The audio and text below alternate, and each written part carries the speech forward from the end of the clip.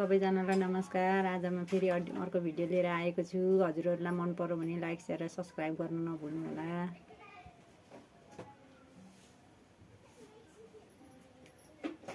सबैभन्दा सुरुमा चाहिँ हामी फुल बनाउने छौँ। फुलको लागि हामीले 3वटा अम्लामा यसरी घुमाउनु पर्ने हुन्छ है। हामीले जम्मा 20 फन्का घुमाएका छौँ है।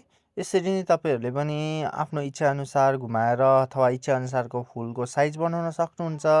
अब हामीले सबैभन्दा सुरुमा फुल बनाउनुभन्दा अगाडि बुझ्नुपर्ने कुरा, हामीले सबैभन्दा सुरुमा हामीले फुलको पेटल्स बनाउँदैछौँ। यो चाहिँ पेटल्स भन्छ यसलाई चाहिँ है। यस्तो 3वटा पेटल्सबाट एउटा हामीले फुल बनाउन सक्छौँ। यो चाहिँ हाम्रो फुल बनाउने सजिलो तरिका पनि हो। अब हामीले बुझ्नुपर्दा कस्तो खालके लाछा बनाउने भनेर तपाईँले थम्बनेलमा देखिहाल्नुभयो है। तपाईँले हेर्नुभयो होला अनि आउनुभयो होला आई थिङ्क। तपाईँले यदि भिडियो हेरिरहनु भएको छ भने कुन ठाउँबाट हेरिरहनु भएको छ कमेन्ट पनि गरिदिनु होला। अनि तपाईँहरूको माया र सपोर्टले गर्दा नै आज हामी तपाईँहरूको लागि भिडियो बनाउँदै आएका छौँ है। अब हाम्रो फेरि भिडियोतिर जाऊँ। अब हामीले यस्तो पेटल्स चाहिँ जम्मा 3वटा बनाउनु पर्ने हुन्छ, जुन पेटल्सले गर्दा हाम्रो फुल तयार हुन्छ। भिडियोमा देखाएअनुसार नै तपाईँहरूले मोती लाउनदेखि लिएर सबै थोक सिक्नुभयो भने, मेरो कुरा सुन्दै सिक्नुभयो भने पनि तपाईँहरूले सजिलो रूपले हाम्रो पेटल्स बनाउन सिक्नुहुनेछ है। अब हामीले जुन सियो धागोमा लगाएको सियो धागो हुन्छ, हामीले यसमै यहीँनिर टुङ्गाउने गर्दछौँ है। अब हामीले यसलाई यहीँनिर टुङ्गाइसकेपछि हाम्रो त्यस पछाडि हाम्रो फ्लावर बनिनको लागि तयार भइसक्छ। पेटल्सहरू हामीलाई अगाडि पनि कुरा गरेको छौँ, जम्मा 3वटा पेटल्सहरू चाहिन्छ भनेर। अब हामीले पेटल्सलाई हल्का मिलाउनु पर्ने हुन्छ, एउटै बराबरको साइज बनाउनु पर्ने हुन्छ र यसलाई फिनिसिङ दिनुपर्ने हुन्छ। फिनिसिङको लागि अनावश्यक धागोहरूलाई कट गर्नुपर्ने हुन्छ अथवा काट्नुपर्ने हुन्छ। हामीले जम्मा 3वटा पेटल्सबाट एउटा फुल बनाउनु पर्ने हुन्छ है। अब हामीले सबैभन्दा सुरुमा यो पेटल्सलाई मिलाएर राख्नुपर्ने हुन्छ एउटा धागोको बिचमा, सेन्टरमा है। अब धागोलाई चाहिँ एकदम सेन्टरमा बनाएर हामीले भिडियोमा देखाएअनुसार नै मजाले एकदम कस्नुपर्ने हुन्छ क्या, जसले गर्दाखेरि हाम्रो जुन साइडको भाग हुन्छ त्यो भाग चाहिँ फुर्र पर्छ अनि हाम्रो फ्लावरको रूप लिन्छ, आकार लिन्छ त्यसले है। एकदम कस्दाखेरि चाहिँ एकदम मजाले कस्नुपर्छ। यदि तपाईँहरूले भिडियो पहिलोचोटि हेर्नुभएको छ भने भिडियोलाई लाइक शेयर अनि सब्स्क्राइब पनि गरिदिनु होला। साथसाथै तपाईँहरूको मायाले नै आज पनि हामीले फेरि भिडियो बनाइरहेछौँ। मैले अघि पनि भनिहालेँ हजुरलाई। अब त्यस पछाडि हाम्रो फ्लावर पनि बनिसकेको छ। अब फ्लावर बनिसकेपछि हाम्रो अर्को स्टेपमा जानेछौँ। हामी अर्को स्टेपमा चाहिँ हामी फुर्का बनाउन सिकाउने छौँ है।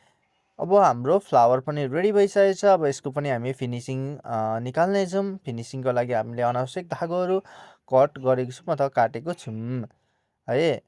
यति भएपछि तपाईँहरूले मजाले एकदम घरमै सक्नुहुनेछ। अब चाहिँ हामी फुर्का बनाउन सिक्नेछौँ। फुर्काको लागि भिडियोमा देखाएअनुसार नै तपाईँले एउटा काँटा चम्ची लिएर काँटा चम्चीमा भिडियो अनुसार नै गर्न सक्नुहुनेछ। हामीले फुर्काको लागि जम्मा 50 फन्का घुमाएका छौँ है। 50 देखि 100 फन्का घुमाउनु पर्ने हुन्छ, आफ्नो इच्छाअनुसार राख्न सकिन्छ। यहाँनिर हामीले एकदम मजाले कस्नुपर्ने हुन्छ है। भिडियोलाई छोटो बनाउनको लागि अलिअलि भाग स्किप पनि गरेको छौँ, तपाईँहरूलाई मजाले बुझाउँछौँ पनि है। अनि अब हामीले यहाँ एकदम मजाले टाइट बाँधिसकेपछि हाम्रो फुर्का राम्रो हुन्छ। जति टाइट भयो त्यति नै राम्रो हुन्छ। त्यही कारणले गर्दाखेरि फुर्का बनाउँदाखेरि यो स्टेप चाहिँ एकदम ध्यान दिनुपर्ने हुन्छ है। अब हामीले फुर्का पनि बनाइसकि नै हाल्यौँ। अब फुर्का बनाइसक्दाखेरि पनि अब यसलाई कट अनि फिनिसिङ त दिएको छुइनौँ। अब हामी यसलाई कट दिन्छौँ पहिला है। अनि अब काटिसकेपछि यसलाई हामीले फिनिसिङमा पनि लानेछौँ। फिनिसिङ पछाडि तपाईँलाई देखाउनु छ कि कस्तो राम्रो फुर्का बनिन्छ भनेर है। अब तपाईँहरूले पनि यसरी नै मजाले वरिपरिबाट यसलाई राम्ररी काटिदिनु होला। त्यस पछाडि है भिडियोमा देखाएअनुसार नै गर्दै जानुभयो भने तपाईँहरूले पनि मजाले घरमै एउटा लाछा बनाउन सक्नुहुनेछ। आशा छ हाम्रो भिडियो तपाईँहरूलाई मनपर्छ भन्ने लागिरहेको छ है। अब हामीले अनावश्यक जुन फुर्काको जुन अनावश्यक धागोहरू छ अथवा अनावश्यक टुक्राहरू बाहिर निक्लिएको धागोहरू, त्यसलाई हामीले बिस्तारै मिलाएर फिनिसिङमा कट गर्नेछौँ है। अब कट गरिसकेपछि हाम्रो एकदम यो पनि तयार भइसक्न आँटेको छ।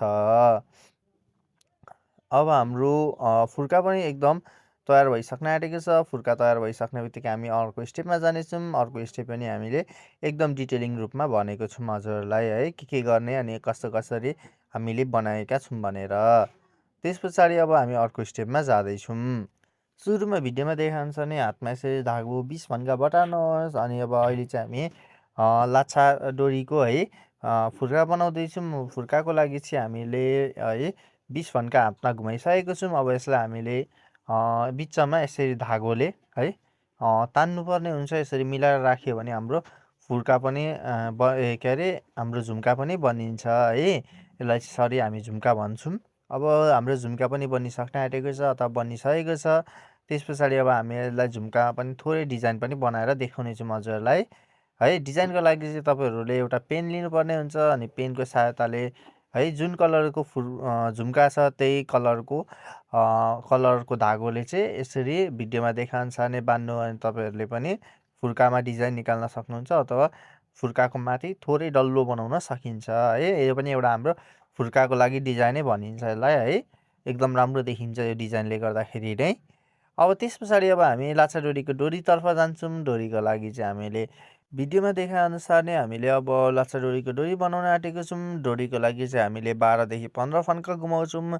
सबैभन्दा सुरुमा हामीले एउटा साइज लिनेछौँ। अनि त्यही साइजको आधारमा हामीले यस्तो जम्मा 3वटा बनाउनेछौँ। 3वटाबाट हामीले लाछा डोरीको डोरी बनाउने छौँ है। पहिला हामीले साइज नाप्दैछौँ। अब यो साइज नापिसकेपछि हामीले यही साइजको आकारमा अथवा आधारमा हामीले 12 फन्का घुमाएर हामीले बनाउने छौँ है। अब हामीले 12 फन्का घुमाइसकेपछि त होइन कसकास पारेको छौँ। यसरी नै हाम्रो जम्मा 3वटा चाहिन्छ यो पनि। अनि 3वटाले हाम्रो एउटा लाछा डोरीको डोरीको काम गर्दछ है। अब हामीले पहिला दुईटालाई मिलाएर एउटै साइडबाट एकैतर्फबाट राख्नुपर्ने हुन्छ। अनि अर्को जुन धागो हुन्छ अर्को धागोलाई चाहिँ मिलाएर हामीले कस्नुपर्ने हुन्छ है। हेरिरहनु भएको होला तपाईँले भिडियो राम्ररी हेर्नु होला है। बुझ्नुहुनेछ सजिलै तरिकाले कसरी हामीले कस्ने भनेर। यो बेला चाहिँ एकदम विशेष ध्यान दिनुपर्ने हुन्छ। एकदम डोरीलाई मजाले कसेर मिलाउनु पर्ने हुन्छ। यही बेला मिलायौँ भने हाम्रो मजाले मिल्छ। अब यसरी मिलाइसकेपछि हामीसँग रहेका सबै सम्पूर्ण सामानहरू भइसकेको छ। अब हामीले यसको फिनिसिङ निकाल्दैछौँ। फिनिसिङको लागि हामीले 2वटा जुन अगाडि बनाएको फ्लावरहरू थियो त्यो फ्लावरहरूलाई यसरी सिउनेछौँ। अब यसरी नै हामीले सिइसकेपछि हाम्रो फिनिसिङ कस्तो राम्रो आएको छ हजुरहरूलाई देखाउने नै छौँ हामी है। अब भिडियो यतिखेरसम्म हेरिदिनु भएकोमा एकदमै मनदेखि धन्यवाद। अब तपाईँहरूलाई फिनिसिङ पनि देखाउने छौँ है कस्तो राम्रो आएको छ भनेर। हाम्रो फाइनल प्रोडक्ट पनि अब भइसकेको छ। हेर्न सक्नुहुनेछ हामीले कति धेरै बनाएको छौँ। हाम्रो यो भिडियो बनाउने अथवा यस्तो खालको लाछा बनाउने तरिका भिडियोमा देखाइसकेका छौँ हामीले कसरी बनाउने भनेर है।